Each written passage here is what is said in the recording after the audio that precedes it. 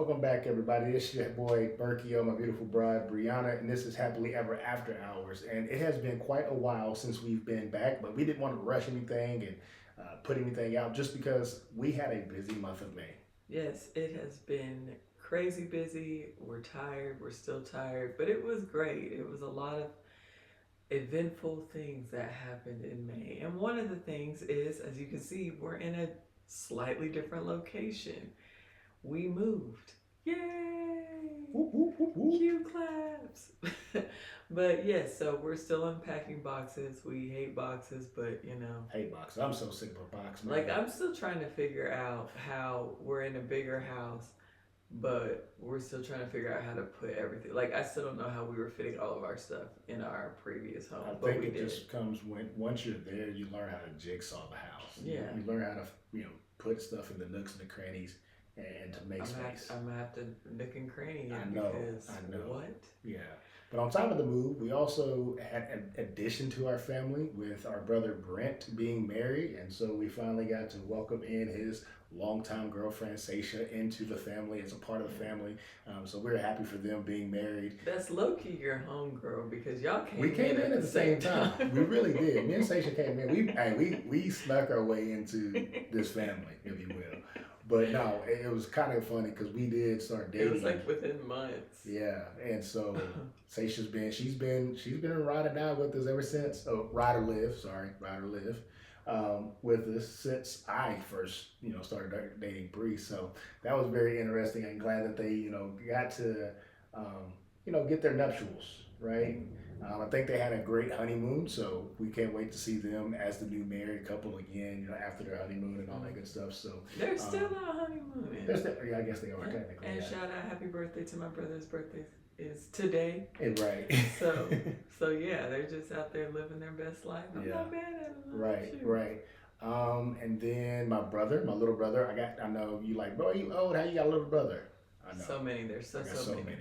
Shout out to my little brother TJ. He graduated Yay, high school TJ. that last Saturday in May, and now he's over at Texas State. So if you don't really have a college team that you like to root for, look for number 39, Burkhalter, Texas State. Root for that boy. He's gonna be a monster down there at Texas State. And I'm excited to watch him. That's gonna be really cool and very exciting for him. Yeah. So we everything's been happening, and we are in the first weekend of June. So now things are starting to slow down. We're kind of getting familiar with our surroundings, and it's a new old spot, right? It's a new old spot. We moved back to a familiar place, so we're back around family and friends, so that we can now do things that we hadn't done in the last 3 years, like go on dates. we really didn't have. I know y'all are thinking like y'all didn't go on dates. We went on. We went on dates. dates, yes. But That's it what was we did. very few and far between because we lived so far from our support system. So Yeah. now we are closer, and I'm gonna be calling. Yeah. So if you get that call, please pick up. Please pick up. We would like to be mom and dad, husband and wife, separately, right? But we love our children, and we're so thankful for them. But we do need a break from them. If you're a parent, I know you know. Yeah. I know you know. One more event happened. One more event. Robin had her first dance performance. She did. And if you know me, you know that dance is a big thing. She's technically, I'm not going to push it on her, but because she had her first performance, I'm going to say it, that she would be the 4th generation dancer. My granny was a majorette / flag twirler. Mm-hmm. And my mom danced. Mm-hmm. And I danced and taught. And now She's doing it at 3. She did her little camp, princess dance camp this week, and had her little performance. But like I literally was trying to hold together. We walked in and she ran to me because she hugged me so She tight, did. She and I was was just squeezing like, on that. She was squeezing on that. Like, girl, I don't want to do this. But she did great. But she did do good, and we were so proud of her because she loves to dance. And I was like, girl, if you don't get your tail out there and dance, because at the end of the day, you're a dancer. I like dancing. I can't, really hold. But you the got floor. rhythm, though. I got rhythm, but you know what I'm saying. I'm not like I'm gonna lean with You're it. not rock a with 5, it. 6, 7, 8 No, I'm gonna lean with it, choreography. rock with it. Throw it up. I'm gonna do that. Stuff like that. So that's kind of what dance. Walk it out. I'm maybe showing my age a little bit. I know y'all see the gray. And I like how it's lined up here. I didn't do that. It's just naturally starting to do that. You said it. It just happened. And I'm liking it. I'm not even mad at it. But we basically we just want to catch you guys up and kind of talk to you about what we're going to talk about in this new series, Faith Over Fear. And it is a series that I think, hopefully, no, prayfully, is going to help us get over it. And again, we have things that we are fearful of. Moving back here was a faith jump, Mm-hmm. right? I mean, it was something that we talked about for a long time. Now that I'm no longer coaching and there was no reason to be in the area we were in no more, but it was comfortable. So, talk to us about that comfort a little bit. Yeah, yeah. Well, before we get into the comfort, hold Okay, that thought, I'm because holding y'all it. know it's question Oh my time. God, don't do that. That's like, it's me, Amanda. So, my question, oh, Amanda. My question is, what, because I know we've had many just together, but Mhm. in your life, Mhm. what is one faith move that you think really catapulted you into your next season or a new season? Going to college. Mm. Like, I mean, I'm from Eufaula, Oklahoma, small town. I moved 1,100 miles away to Laramie, Wyoming, with nobody known, left family, left friends. I really didn't really understand the impact of that move, Mm-hmm. not only on myself but onto others until after I got done with college because people were like now talking to me about it. But honestly, it was something that I could easily have stayed in state and gone to Tulsa, but for me, I wanted to grow up like obviously everything comfort again comfort. I was comfortable. I would have been comfortable at Tulsa. I would have had a great career at Tulsa. I think just because of what they did. Um, so that was something. But again, I think looking back, and I got a story about looking back. I got two stories tonight that we're gonna pull from.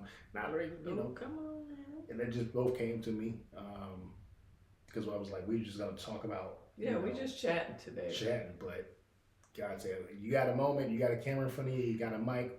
We're gonna talk about something, so we're gonna talk about something. Um, but I really believe it was just that, and I really did grow up a lot mentally and just personally from being able to um, be okay with moving and not looking back and just um, going forward, which is something that I like to do. Is I'm always if I'm a forward thinker, so I would say just that, and then um, another one that really was scary is what I'm doing now. You know, changing from coaching and getting into a different profession is very just if you've been in a career for a decade, you're comfortable, right? And so being in that same industry it makes sense because you know how to work it, you know what the right thing to do is, you know how to play the game, and so changing careers is a faith thing. So I'm just being led by God and just allowing Him to work through me. So that's my spiel. What about yourself? So I would say, well, you said two. Now I want to say two like you. You don't have to do like me. But the one that I I just was can't. going to say when I came up with the question was when I had baby Roslyn. Mm-hmm. Because, as y'all, we've touched on before, it was a home birth. And there was multiple times that I was like, maybe I should just have her in the hospital. Because I got scared. That's a fair thought. But I will say that like the whole experience in the labor and everything like really made me lean on God. Like I wouldn't have been able to get it if I would have started thinking too much about like what was actually happening or the feeling. Of course, I felt it because I had literally no meds, but right. like I had to get into a very calm state of focusing on God. I was just talking to Jesus because I was like, if I don't talk to Jesus, I ain't gonna make it. And I really feel like because I was praying majority of the time to keep myself calm, that's why I didn't have all the issues of the bleeding and all that stuff. It, if you don't know the story, long story short, when you have a baby, you have the baby, and then you're also supposed to birth the placenta afterwards. But I'm not gonna even butcher what it's called. But what happened with me was, baby Rosalind decided she was just gonna take the placenta with her on her way out. So it all came out together, which is not doesn't That's happen not very normal. often. That's not supposed to And happen. normally you bleed a ton and you have to go to the hospital, and it causes a lot of complications. And I did not have any. I actually got out the tub and They walked walked. to my room and got into bed. So I think that that really changed I mean, like, I had faith before, but like that really put my faith in a whole different perspective, because it's like I didn't know at the time. We didn't know at the time. Our midwife didn't tell us at the time. She told me afterwards, and it's just like, man, like God was protecting me from something I didn't even know existed. And that happens quite a bit. And what and you know what if I would have been in the hospital and it still happened? Like it would have probably gone a lot differently. A lot different. So yeah, that's some big. Yeah. But I kudos. I thought you were saving that story for. I mean, for that was time. that was a fast forward, but it really did, like, it's faith over fear for me, because I was like, I wasn't scared at the beginning when we were talking about, like, oh, I'm gonna do a water birth, blah blah blah. Mm-hmm. Halfway through that pregnancy, when it started getting real, when I started feeling kicks, October, I said, oh, I'm really doing this. Yeah. Then that day, nothing went how I thought it was gonna go. Nothing went right, but everything went right at the same time. Right. It went how it was supposed to go. It didn't go how my plan is, which again, that's how it does. Exactly. It's like, I could do this for you, but I'm gonna take this opportunity. Let's stretch you to give you some growth, which is what we have to have as Christians. We have to have an opportunity to have a moment in our lives that showcases faith, and it's hard, right? Yeah. It's like no, I want A, B, and C to follow A, B, and C. Well, A, B, and C sometimes turns to D, E, F. Right. And so it's just like, oh, okay, so what do I do? How do I do it? And like you said, testament to you is, there's a part in the Bible, I want to say, I can't remember who said it, but the verse is, cease without praying. Pray without ceasing. I always say that backwards. My brain is my dyslexia. Pray without ceasing. And then that's exactly what you did in that moment. And honestly, that's kind of what I do at all times now. Like, I get in the car, I'm praying. Have to. I'm driving across town, I'm praying. I get out the car, I'm praying. And I'm doing it not until, like, I'm fearful at all. Like, that's not the thing. It's just, I want to get back to my destination. Because man makes plans, but curveballs happen all the time. You know what it makes me think of? Those, like, when, and I have my second one in a second, but that's okay. Take your time. When, as they say in church, take your time, Pastor. Take your time. When kids are doing their student driving and they're in the cars, but the teacher has, like, the brakes or whatever on their side. That's kind of like how people treat faith. Is like, oh, we want Jesus to take the wheel, right? Mm-hmm. But then we're still over there like, I'm gonna clutch these brakes. So I was gonna tell you that. I don't like the way that you're going. Right. And it's like, that's not. Yeah. That's not letting go of control. And I know that was something that I still work on. I've gotten better, but that's still in certain aspects that I still have to work with, of letting go of that control when I feel out of control. Yeah, and again, that's the human nature in us, that we want to have that control over situations. And again, like, for me, I love sports, right? And I enjoy coaching. I had a player email me not too long ago, and he was just telling me thank you. And that's what I don't do it for the thank yous. Don't get it twisted. I do it for the impact that I put on the players and the children.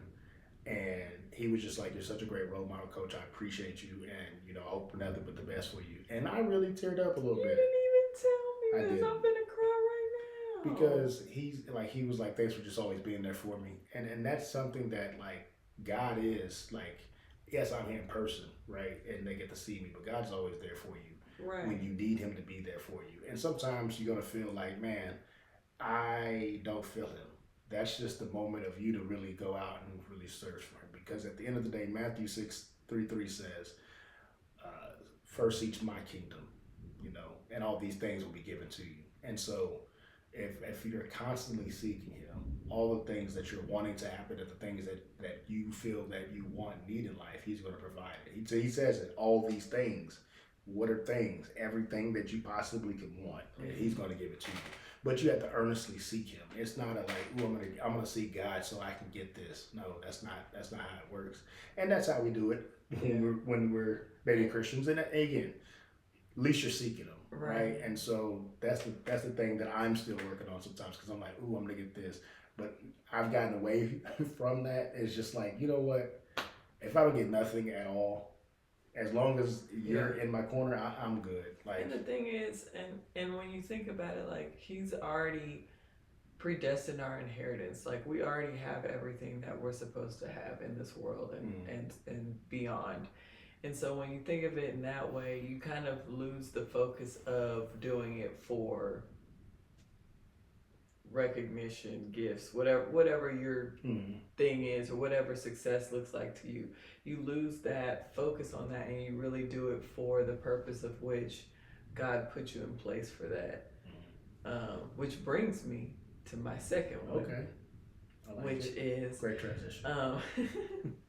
at my job, like I just do like clerical type work and stuff, but I was given the opportunity. Well, okay, so how it started was we would be in meetings. I work remotely, so we would have meetings and we would be talking about different things, and people would be having really bad days or whatever. And I'm the type of person where I am an observer unless I feel like I want to say something.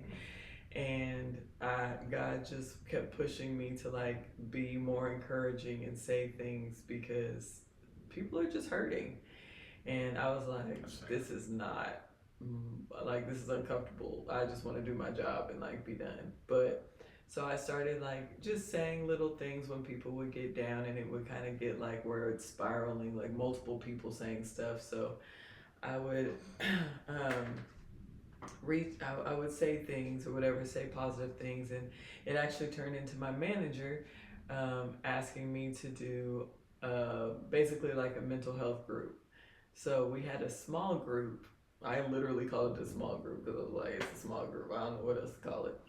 But we have small groups on our teams, and um, basically we were talking about like different things with life, depression, you know, Real life feeling things. alone, all Yeah. these type of things. And in this I'm incorporating God without making them feel like I'm talking down to them, like I'm just talking out of love, which Jesus is love. Like, and it's not about like me saying, oh, you need to live this way. Right. There is ways, we know that, but when there's people that haven't known Jesus, like you want to show them His love first, in my opinion.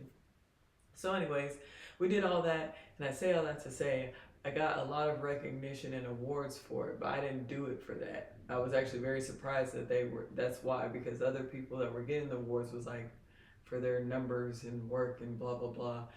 And so, come to find out, now my job company is going through layoffs and getting rid of people, and they're evaluating everyone. And yes, I'm a top performer on my job, but literally, the manager told me, or my manager told me, that what made me stand out the most was the small groups, because I was helping employees feel safe and heard. And that's dope. And I was that's just being obedient. Right. And so it's like me listening to God, being obedient, of just talking and just saying something encouraging to someone, caused me to find favor with this company through all these layoffs and all these people getting laid off, and I'm not being touched. And that's the thing. God gives us soft promptings. Yeah. Like, Yeah, I was telling my son, our son is, you know, we expect God to be like loud, like this thunder that's outside. We expect him to be inside that thunder, but the Bible tells us that he's not. He's the soft whisper in the wind, and that's kind of how he will begin to talk to you is just through those soft times. But you have to want to one listen, and I Mm-hmm. think that's the biggest problem with everybody today. Is nobody wants to listen, and I will never. Like one thing I tell people too when they talk to me because I feel like people feel like, oh, you got everything figured out. I do not No, have everything figured out, no, not by no, a he long shot. doesn't. No, I'm just kidding. No, I was we don't. shoot yesterday. She was like, boy, what is wrong with you? She was going through I it, could not get my thoughts together for nothing. baby. It was crazy, like simple stuff too, and that was like, my goodness. But um, you know, I'm talking to a buddy of mine, and I'm like, hey man, just always be honest. Like, I don't care what it is, dog, because I don't have no room to judge, and I'm always gonna be there to listen with an open ear and open heart, just because I know as a man it is hard to get over whatever addiction that it is that you're battling. And the world is attacking us men in a different way than women, right? Both sides are being attacked. But I'm only going to obviously speak on the man's side because that's what I deal with myself. Is those personal attacks, and we have to have faith of the fact that, you know what, why am I being attacked like this? Well, Mm-hmm. it might be because you are in a position right now that is very pivotal for your life to go either this way or that way, and that's the reason why you're being tested, right? Because every day is a single every single day is a test, and you know it's not a pass or fail. It's just a I don't even want to say conviction, but it's just I guess a feeling Mm-hmm. like it's you know that you should do X, Y, and Z, but then you don't do it. Like a prompting. Yeah, again, a prompting, Yeah. I guess, you know, and that's Pulling on your spirit, like yeah, yeah, and there's so more that you need to do. yeah, and he was like, I know I messed up. I'm like, yeah, you have, and as a who hasn't, right? Accept the fact that you messed up, and then go and repent about it and say, you know what, God, I'm not perfect, because at the end of the day, that's what He wants you to do, to say that you're not perfect. He doesn't want you to feel like, oh yeah, you're a high and mighty guy. You know, be able to be vulnerable, and in this world, is not Gosh, you were in my head. it's not sorry it's not cool for us to be vulnerable in today's age, but I say be counter culture, obviously, Yeah. because that's what we got called out to be. We are not of this world, and so it's like, man, I'm going to show myself. And I put a post on Facebook not too long ago, and that's me stepping out because again, I don't post a lot on Facebook. I don't care for Facebook. I don't care for any of the things that people put on it as far as they are showing that they're in a better light. Nobody wants to show the struggles that they're in. Um, and again, for their own reasons, I understand. But I am like I hope you are because we can check us out as tired of the fake. We want real conversations Mm-hmm. about real things and how to get almost real solutions. Yeah. Um, I was gonna say you mentioned vulnerability, and I was circling back around to you asked me about like comfort zone, mm-hmm. and I feel like with faith, you can't get out your comfort zone without being vulnerable. Is where I was thinking in my head, and then you said vulnerability, and I was like, exactly, because it's like, how do you get out your comfort zone and not be vulnerable? Vulnerability means you're not confident in the situation. You're a little shaky. Mm-hmm. If you're confident in a situation, you're going to lean on yourself. And God wants us to put our trust in Him. And so with that, that causes the vulnerability aspect of it. It's probably from the storm. Yeah, that's what I was guessing. That is, there we go. All right. But Sorry, yeah, we had a little glitch in our ear. But with the vulnerability, like that causes us to not put our trust in ourselves, and Yeah. that kind of makes me think of Peter. Well, okay. I I like that. But I'm gonna tell you about what verses. I don't necessarily know the verses. I like telling the stories. And this story is about Abraham and how God called Abraham to leave his land. Okay, you throwing Abraham. Okay, I'm gonna hold my Peter card. But that's that faith over fear because Abraham was told by God, "Hey, I need you to leave your house. Yeah. I need you to leave." And I can only imagine what he was thinking in that moment. Like, okay, so where am I going? You'll know when I tell you.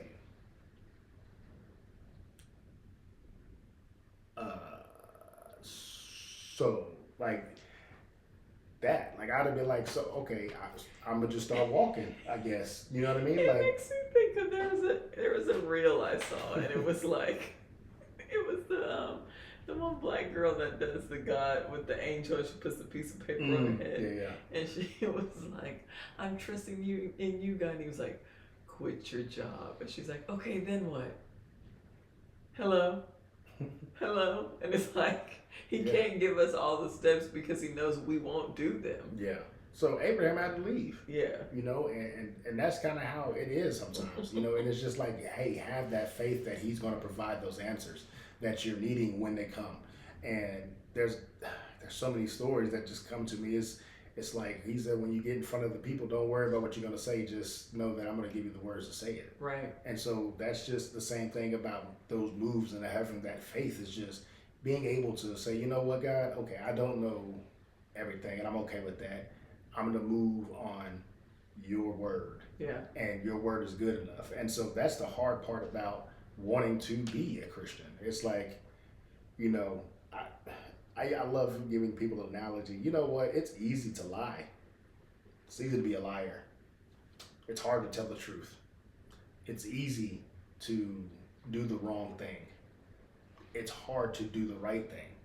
And so that's simple as life. Like the things that are easy are for a reason. Yeah. Because everybody's going to do them, right? And to say, I'm about to just pick up and move back somewhere with not having a plan, scary as hell.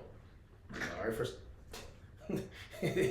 How can you do that and say that in the same breath? But it is.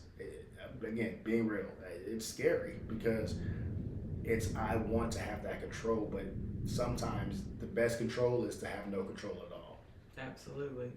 Which brings me to Peter. Okay. Let me hear your Peter story. I like it. I mean, y'all know Peter. Peter is one of my favorite characters because he's just so raw and just, is what it is. But me, I was Peter just now. Peter just came up out of me. Words. Right. But no, just the story. I mean, there's many stories of Peter, but the one in particular that I'm thinking of is when he got out of the boat with Jesus when Jesus was walking on the water, because it's not even the fact of him walking on the water with Jesus. You gotta look at the whole scenario, right? He's in the boat, Jesus not with them right now. He's in the boat and it's a storm going. So you're already scared because of what's going on around you before you even get to the point of testing your faith. You're already scared just of where your circumstances are in this moment. Then you add on top of it God asking you to step out of your comfort zone, which is already being shaken by life, to get out there and come on, girl, take those steps into the unknown, which in this aspect was the sea or ocean, or the body of water. Let's bring to a real world. So that's I mean, it could be anything. It could be going into a whole different field of work. Okay. Moving into a different town where you don't know anyone. Going into, a different season of your life. College. Yeah, like any season. And transition of life. Yeah, transition where you just don't know. Right. Because Peter gets out the boat. Okay, he's in the boat. He's looking at the water. Okay, yes, it's water. He's about to step on. But he doesn't know what kind. Is there fish? Is it just fish? Yeah. It doesn't tell us. Is there sharks? There was no context of the details of what's.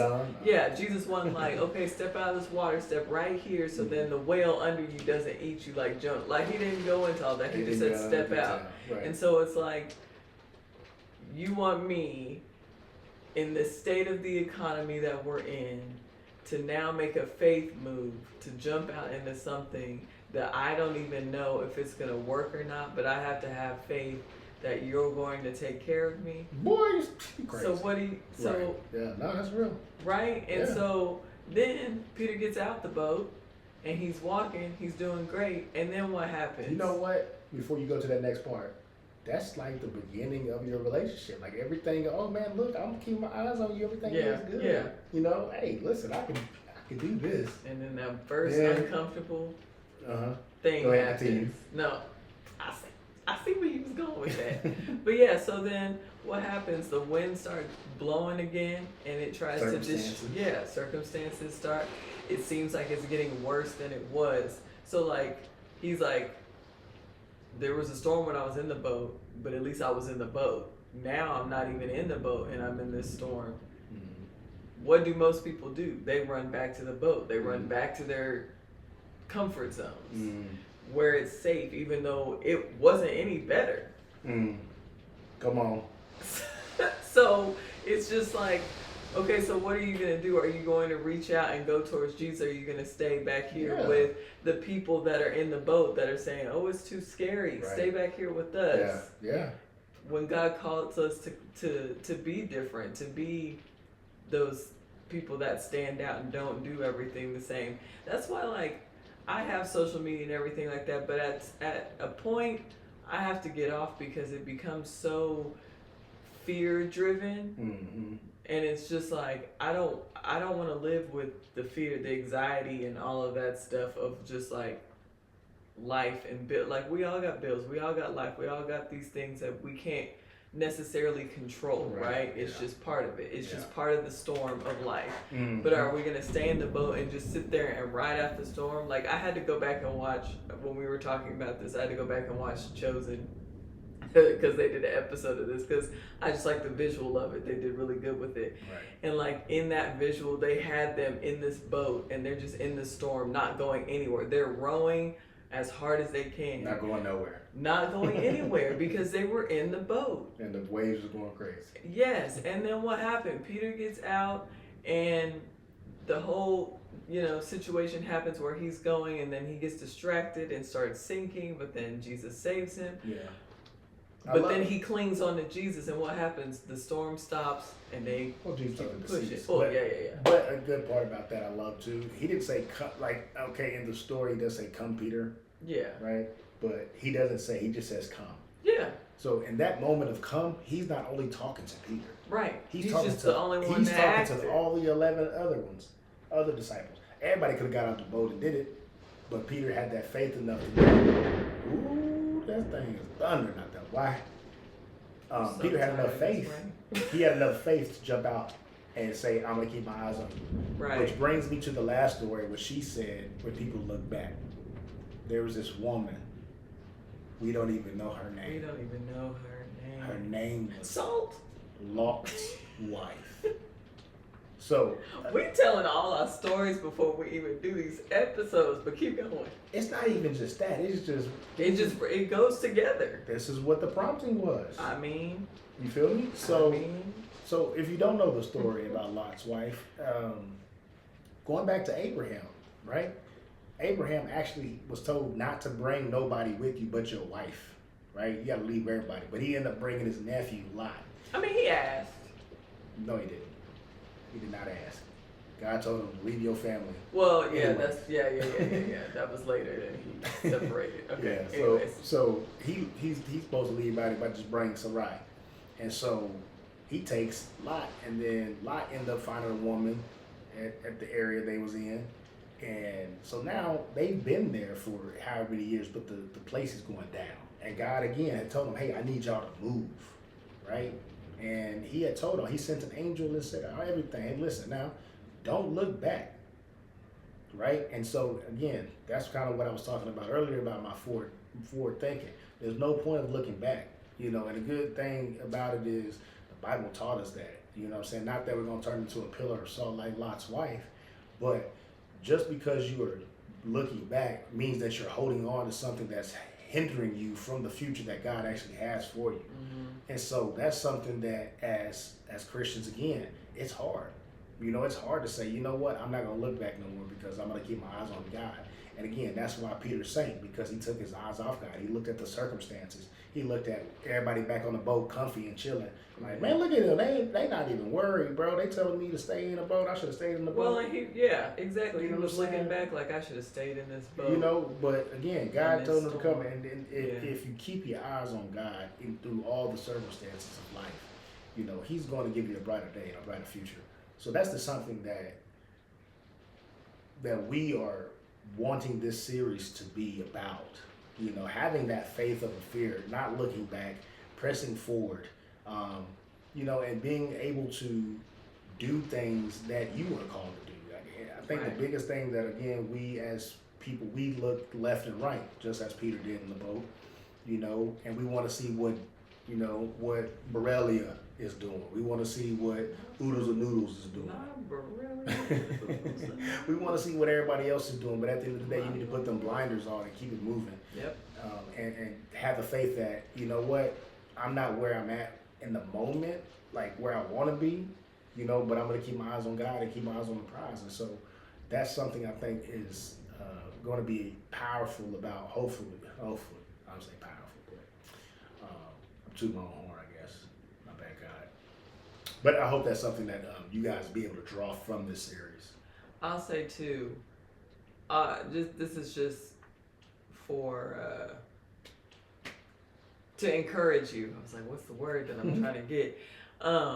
If there's something that you are believing for and that you have faith that God is going to move, put it in the chat so we can like agree with you guys in prayer. But I was gonna say that from my experience, whenever you're walking in a faith move, something that God has told you to do that is uncomfortable or you just don't know how it's going to go, it's always going to get hard right before you hit that. Yeah. And it just I'm going back to like my birthing story.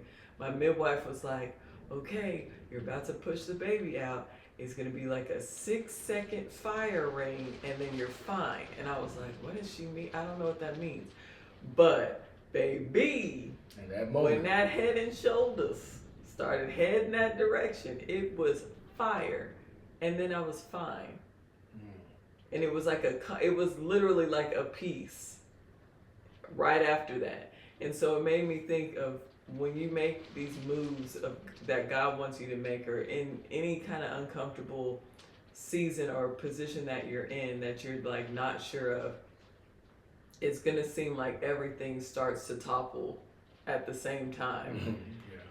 But just keep your eyes and your trust in God, and you're going to get through that fire ring, and then you're going to have that peace, and you're going to be like, I did it, and I made it. And then so many doors are going to open for you because you kept your faith. Well, there you have it. This has been a Happily Ever After Hours. And again, I am Mr. Berkio. This is my beautiful bride, Brianna. We can't say it enough. If you haven't liked, subscribed, or shared this, please do one of those 3 things. Peace.